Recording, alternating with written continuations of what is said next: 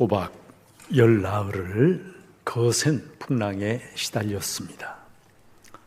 짐을 바다에다 풀어버리고 심지어는 배를 컨트롤할 수 있는 기구들까지 바다에다 다 내버렸어요. 캄캄한 폭풍우가 밀려오면서 낮인지 밤인지 도무지 분간할 수 없는 그런 날이 무려 열나흘이나 계속되었습니다. 삶의 모든 희망이 끊어져 버리고 이제는 정신까지 혼미해진, 내가 살았는지 죽었는지 분간이 안 되는 그런 날들이었습니다. 이런 풍랑의 와중에 성경을 보니까 여러 종류의 인간 유형이 그대로 이렇게 드러나는 것을 보게 됩니다. 첫 번째가 선원들입니다. 육지가 가까워지고 있는 것을 안 선원들은 자기들끼리 음모를 꾸밉니다. 가라앉고 있는 배를 버리고 도망치고자 하는 것이었어요.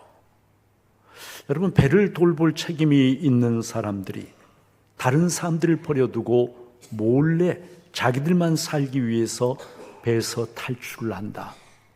여러분 어떻게 생각을 하십니까? 무책임함과 비열함의 극치라고 해도 지나치지 않을 것입니다. 그들은 배가 해변을 향하여 돌진하게 되면 파선할 것이 분명한데 파선하기 전에 미리 거룻배 이걸 내려서 몰래 그 배를 타고 자기들만 도망하고자 한 거예요. 여러분 아시는 것처럼 금년이 세월호 침몰 10주기입니다. 벌써 10년의 세월이 지났네요. 이 세월호 사고로 수학여행 중이던 단원고 학생과 교사 250명을 포함해서 총 304명이라고 하는 너무나 귀한 생명들이 목숨을 잃었습니다. 먼 바다가 아니었어요. 연안이었어요. 캄캄한 밤이 아니었어요. 해가 떠오르고 난 오전이었어요. 그런데 여러분, 선장과 선원들이 상황을 정확하게 판단하고 신속하게 퇴선 명령을 내리고 모든 승객들이 질서 있게 퇴선할 수 있도록 안내를 했더라면 모두가 생명을 충분히 건질 수 있었을 것입니다.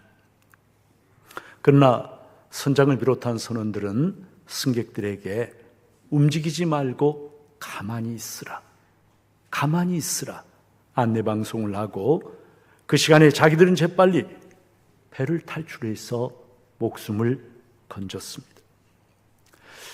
가만히 있으라는 그 안내방송을 믿고 기울어져가는 선실에 끝까지 남아있던 사람들, 결국 그들만 목숨을 잃어야 했습니다. 그러나 승무원 중에는 선장과 다른 선원들이 다 탈출한 뒤에도 마지막까지 배에 남아서 최선을 다해 승객들의 대피를 도운 그러한 사람도 있었습니다. 대표적인 사람이 바로 여러분 기억하실지 모르겠지만 22살 박지영 승무원이었어요. 이 박지영 씨는 끝까지 선실에 남아서 승객들의 대피를 유도하고 단원고 학생들에게 구명조끼를 나눠주면서 그들의 탈출을 도왔습니다. 자신의 구명조끼까지 학생들에게 양보를 했습니다. 누나는 왜 구명조끼 안 입어요? 누나는 왜 안 나가요? 그럴 때에 승무원은 맨 마지막에 나가는 사람이야. 너희들 다 구하고 나서 나도 그때 나갈 거야. 그렇게 대답을 했어요. 덕분에 이 박지영 씨와 함께 있던 50명의 학생들은 놀랍게도 모두가 구조되었습니다. 그러나 박지영 씨 본인은 끝내 세월에서 탈출하지 못하고 희생되고 말았습니다. 그녀를 기리는 이런 시가 있는데 제가 한 부분만 읽어보겠습니다. 선장과 노련한 선원들이 첫 구조선으로 달아난 그 시각, 선원은 마지막까지 배를 지킨다. 구명조끼를 벗어주며 한 명이라도 더 구하려다 끝내 오르지 못한 22살. 4월을 품은 여자 박지영. 그가 최후의 선장이다. 물이 가슴까지 차오르는 그 절박한 상황에서 자신의 구명조끼까지 양보한 채 다른 사람들의 대피를 도왔던 22살 박지영 씨. 그녀라고 왜 두렵지 않았겠습니까? 그녀라고 왜 빨리 대피하고 싶지 않았겠습니까? 그러나 박지영 씨는 승무원으로서 자기가 있어야 할 자리, 자기가 지켜야 할 자리가 어떤 자리인가를 알고 있었던 것이죠. 그 참혹한 아비 교환의 현장에서 어떻게 사는 것이 바르게 사는 것이고 어떻게 사는 것이 진짜 사는 것인가를 우리에게 보여준 참 귀한 사람이 아닐 수가 없습니다. 살았지만 죽은 사람도 있고요. 죽었지만 산 사람도 있어요. 내가 있어야 할 그 자리, 그 자리를 지키고 다른 사람들을 위해서 자기의 생명을 내어주며 헌신한 사람은 영원히 사는 사람이 되는 것입니다. 여러분, 둘째로 백부장 율리오와 같은 사람이 있습니다. 이 백부장은 처음에는 선장과 선주의 말을 바울의 말보다 더 신뢰하고, 그리고 바울의 말에는 처음에는 전혀 귀를 기울이지 않았어요. 미항에서 베닉스로의 항해, 바울은 지금 항해하면 위험하다 만류했지만, 그러나 백부장은 선장과 선주의 말을 듣고 이 항해를 시작했습니다. 처음에는 순풍이 불고 자기들 뜻대로 다 되는 줄 알았어요. 그런데 얼마 못 가서 유라굴로가, 큰 유라굴로가 나기 시작하면서 베닉스가 아니라 지중해 한복판으로 쫓겨나가는 어처구니 없는 일이 일어나게 된 거예요. 그리고 그 항해는 베닉스로 가는 항해가 아니라 결국은 파멸과 죽음으로 가는 항해라고 하는 것이 곧 드러나게 되었습니다. 그는 이런 실패의 과정을 겪으면서 바울이 어떤 사람인가를 알게 되고, 그리고 바울을 점차로 신뢰하게 되었습니다. 실패의 경험을 통해서 백부장은 바울에게, 그리고 바울이 믿는 하나님에게 한 걸음 더 가까이 나가게 된 거예요. 유라굴로가 휘몰아치는 바다에서 백부장은 비로소 영적인 눈을 뜨게 됩니다. 성도 여러분, 우리는 살아가면서 많은 실수 그리고 실패를 경험하게 됩니다. 그런데 실수나 실패가 그 자체로서 나쁜 것은 결코 아닙니다. 가장 나쁜 것, 진짜 나쁜 것이 뭐냐 하면은 실수나 실패로부터 아무것도 배우지 못하고 그런 실수와 실패를 반복적으로 되풀이하는 것이야말로 가장 어리석고 바보 같은 짓이다 하는 거예요. 많은 기업들의 실패 사례를 연구하고 또 사람들의 삶에도 여러분 실패가 있는데, 그런 많은 실패 사례들을 분석하면서 그 실패에도 나름대로의 일정한 규칙이 있다는 것을 찾아낸, 그래서 실패학이라고 하는 것을 만들고 실패학의 아버지라고 불리는 그런 사람이 있어요. 하타무라 요타로라고 하는 도쿄 대학의 교수입니다. 지금은 이제 명예교수로 있는 하타무라 요타로. 여러분, 이 하타무라 요타로는 수많은 실패들을 분석해서 실패의 나름대로의 법칙이 있음을 발견했어. 이 사람이 발견한 법칙들은 이래요. 성공은 실수에서 얻은 교훈 99%와 1%의 영감으로 이루어진다. 그러니까 수많은 실수 또 실패를 거쳐서 그것으로 교훈을 배우면 마침내 성공하게 되는 것이다 하는 이야기입니다. 방치하는 실패는 성장한다. 실패를 그냥 아무것도 배우지 않고 관리하지 않고 내버려 두면 그 실패가 계속 커지게 된다는 거예요. 큰 실패는 29건의 작은 실패와 300건의 사소한 실수 끝에 발생한다. 갑자기 그냥 덜컥 인생에 그렇게 닥치는, 우리가 하인리히 법칙이라고 이야기를 하는 것인데 실패도 마찬가지다.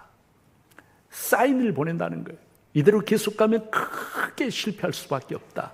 그 사인을 캐치할 수 있어야 되는데 그 사인에 눈과 귀가 멀어버리고 무시하게 되면은 마침내는 큰 실패를 하게 된다는 거예요. 실패는 비난하고 추궁할수록 더 큰 실패를 낳는다. 실패는 두 가지 종류의 실패가 있다. 하나는 필요한 실패. 필요한 실패는 뭐냐면 새로운 일에 도전할 때 필연적으로 경험하게 되는 그런 실패인데 이건 필요하다는 거예요. 그런데 또 일어나서는 안 되는 실패도 있다. 안 되는 실패는 뭐냐면은 알면서도 배우지 못해서 반복되는 실패. 실패는 숨길수록 병이 되고 드러낼수록 성공이 된다. 좁게는 성공인 것처럼 보이는 것이 전체로 보면 실패일 수도 있다. 이런 이야기들을 합니다. 성도 여러분, 일본 사람들은 우리와 좀 다른데 그런다고 그러네요. 일본에서는 개업할 때는 음식을 돌리지 않아도 폐업할 때는 음식을 돌린다 그래요. 그동안 많이 도와주셔서 정말 감사합니다. 이런 마음으로 폐업할 때 음식을 돌린다는 거예요. 망해서 문을 닫는 경우에도 마찬가지라고 그래요. 망했는데 남을 돌아볼 여유가 없는데 우리 같으면은 그렇게 하지 않지만 비록 망했다 할지라도 그래도 그동안 도와주셔서 감사합니다. 이런 마음으로 음식을 돌린다고 하는데 우리는 반대인 경우가 많은 것 같아요.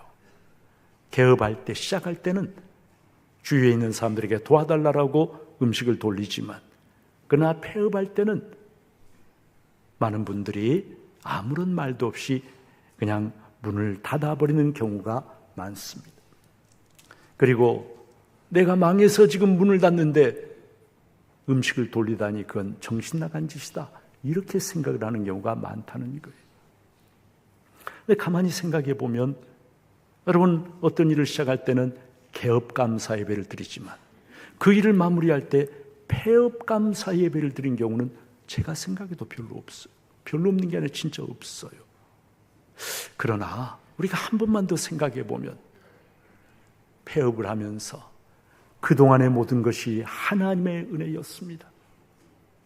또 오늘 제가 뜻대로 안 되어서 닦인 이걸 내려놓긴 하지만 하나님이 또 다른 기회를 주실 줄을 믿습니다.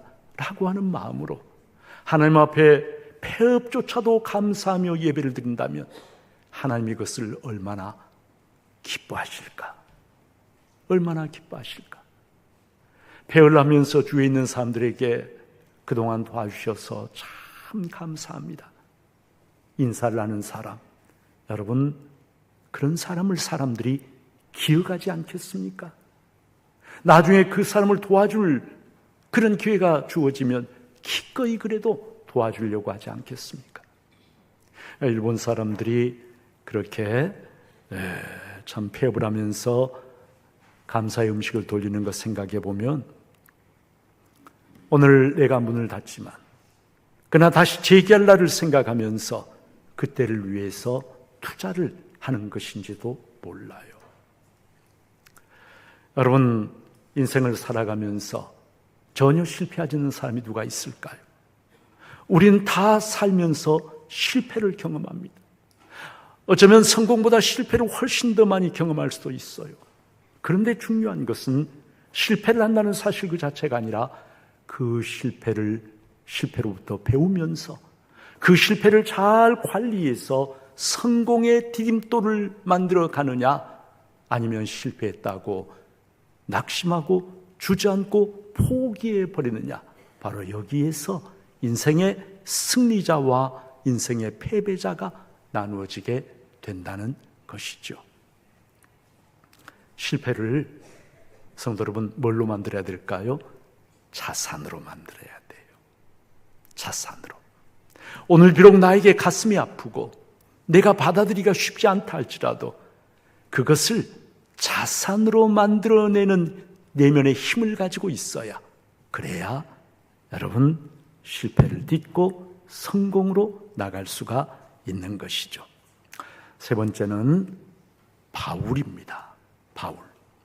바울은 배 타고 있는 사람들, 절망하고 낙심하고 있는 그 사람들에게 모두가 살게 될 것이다.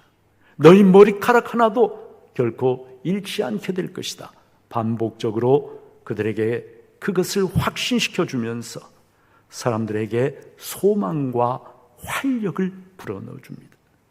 먹지 못하고 지칠 대로 지쳐있는 사람들 앞에서 음식을 가져다가 하나님 앞에 감사하고 먹으면서, 자, 먹고 힘을 내라. 머지않아 우리가 구조받게 될 것이다. 여러분, 그럴 때 사람들이 36절에 보니까 그들도 다 안심하고 받아 먹으니. 풍랑 한가운데서도 평안을 잃어버리지 않고 그 평안을 누리면서 확신 있게 말하는 바울의 모습을 보면서 사람들은 위로를 받고 소망과 힘을 얻게 되더라는 것입니다. 어떻게 바울은 그 거센 풍랑 속에서도 이런 놀라운 평안을 누릴 수 있었을까? 어떻게 이런 담대함을 가질 수 있었을까? 바울은 태어나면서부터 강철 심장, 사자의 심장을 가진 사람이어서 그랬던 것일까? 여러분, 성경이 말씀하는 것은 그런 것이 아니죠. 바울이 천성적으로 담대한 사람이어서가 아니라 바울이 풍랑 속에서도 평안을 누리고 담대함을 가질 수 있는 단 하나의 이유는 무엇일까요? 하나님의 말씀 때문이었어요. 하나님의 말씀. 24절에 보니까 바울아 두려워하지 말라. 내가 가이사 앞에 서야 하겠고 또 하나님께서 너와 함께 항해하는 자를 다 내게 주셨다. 바울아 두려워하지 말라. 너는 반드시 가이사 앞에 서게 될 것이다. 왜냐하면 바로 황제에게 예수 그리스도의 생명의 복음을 전하는 것이 하나님의 뜻이기 때문에, 그리고 너와 함께 항해하는 모든 자를 너를 살리기 위해서 하나님이 다 너에게 주셨다. 여러분, 아무리 거센 풍랑을 만나도요, 하나님의 말씀이 내 가슴 속에, 심령 속에 살아있으면 놀라운 평안과 그리고 담대함이 생깁니다. 분명히 현실을 보면 거센 풍랑이 몰아치고 금방이라도 파손할 것처럼 보이는 그런 상황이라 할지라도요, 내 속에 하나님의 말씀이 있으면, 살아계신 하나님의 말씀을 붙잡으면, 그 말씀이 정말로 내 가슴 속에, 내 심령 속에 살아있으면, 마치 바닷속에 여러분 닻을 내려서 배를 정박시키는 것처럼 하나님의 말씀이 내 가슴 속에 닻을 내리게 되면요, 닻을 내린 배는 흔들리지 않거든요. 우리의 영혼에 하나님은 놀라운 평안과 담대함을 주십니다. 여러분, 하나님, 거센 풍랑이 몰아치지만 나에게 말씀을 주신 하나님, 그 하나님은 이 풍랑을 지으시는 분이에요. 말씀하면 이 풍랑을 가라앉히시는 분이에요. 이 풍랑을 다스리시는 분이에요. 여러분, 그래서 풍랑이 아니라 하나님을 바라보고 그 하나님의 말씀을 붙잡을 때 그럴 때 우리가 살 수 있는 것이고, 그럴 때 풍랑 속에서 평안을 누릴 수 있는 것이고, 그럴 때 풍랑 속에서도 담대함을 가질 수가 있는 것입니다. 몽골 선교사로 섬겼던 이용규 선교사님, 여러분 다 이름 들어보셨을 거예요. 미국의 하버드 대학 출신인데 다 내려놓고 몽골에 복음 전하는 선교사로 갔던 분이죠. 이분이 쓰신 내려놓음이라는 책에 보면 이런 얘기가 나오는데요. 영화 팔복을 만든 김우영 감독을 비롯해서 몇 분이 몽골로 이용규 선교사님을 방문하게 되었는데, 그분들이 이용규 선교사님의 집에서 식사를 하다가 부인 선교사님에게 물었어요. 아파트 입구가 굉장히 어둡고 위험해 보이는데 혹시 나쁜 사람들에게 봉변을 당할까 두렵지는 않습니까? 이렇게 물었을 때 부인 선교사님이 간명하게 이렇게 대답을 했습니다. 하나님의 허락 없이는 그런 일이 일어나지 않지요. 그리고 하나님이 허락하신다면 다 이유가 있기 마련이죠. 하나님이 허락하지 않으시면 그 어떤 일도 나에게 일어나지 않는다라고 하는 확신. 그리고 설령 내가 원치 않는 일이 일어난다 할지라도 하나님이 허락하신 것이라면 거기에는 하나님의 선하신 뜻이 있다라고 하는 확신. 여러분, 이런 확신이 있으면 그 사람은 어떤 상황 속에서 삶의 거센 풍랑이 밀려와도, 때로 실패를 해도, 질병에 걸려도, 어려움이 생겨도, 심지어는 죽음의 위기가 닥쳐도 하나님을 신뢰하면서 평안을 누릴 수가 있다는 것입니다.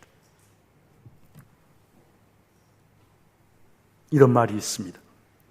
항구에 있으면 배는 안전하지만 그것이 배를 만든 목적은 아니다. 그렇잖아요? 항구에 배를 단단히 매두면 풍랑을 만날 일이 없죠. 그러나 풍랑을 만날까 두려워서 언제나 배를 항구에만 매둔다면 그 배는 아무런 쓸모가 없는 배가 되고 마는 거예요. 인생의 바다에 있어 우리가 풍랑을 만납니다. 실패의 풍랑을 만나고, 질병의 풍랑을 만나고, 이런저런 시련과 고난의 어려움을 풍랑을 만납니다.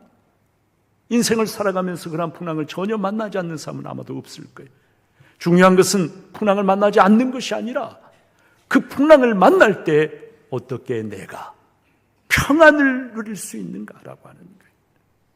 그리고 풍랑 속에서 평안을 누릴 수 있는 유일한 방법이 있다면 그것은 썩은 동아줄 같은 다른 어떤 것을 붙잡는 것이 아니라 살아계신 하나님의 말씀을 붙잡는 거예요. 그 하나님의 말씀이 내 속에 있으면 유라굴로와 아무리 거센 풍랑이 밀려와도 담대한 평안을 누릴 수 있지만, 그러나 내 안에 말씀이 없으면요, 그러면 작은 풍랑 앞에서조차도 무너지고 침몰하게 되는 거예요. 성도 여러분, 바울이 달리 그래서가 아니에요.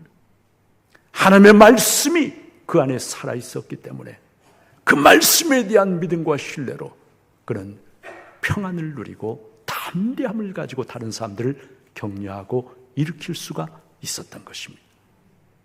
우리가 배워야 할 것은 바로 바울의 말씀에 대한 이 믿음입니다.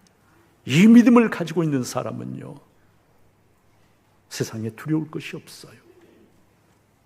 바라기는 우리 중부의 귀한 성도님들, 무엇을 붙잡고 있습니까? 풍랑이 밀려올 때 나는 무엇을 붙잡으려고 합니까? 바라기는 우리 모두가 살아계신 하나님의 말씀을 붙잡고 그 말씀으로 풍랑을 뚫고 승리하는, 풍랑 가운데서도 담대한 평안을 누리며 다른 사람들을 살리는 복된 하나님의 사람들이 다 되시기를 주님의 이름으로 축복합니다.